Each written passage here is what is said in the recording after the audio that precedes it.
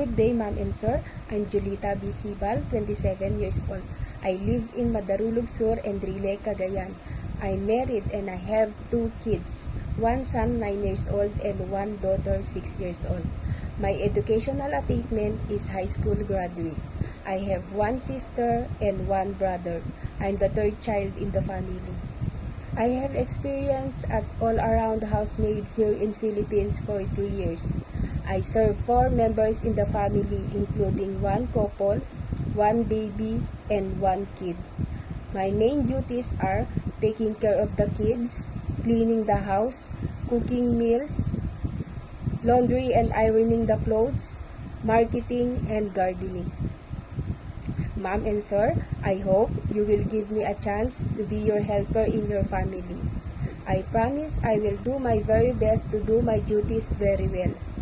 I will always obey and follow your instruction, and also I can handle all the household works even without your supervision. And I promise I will take care of your family, especially if you have kids.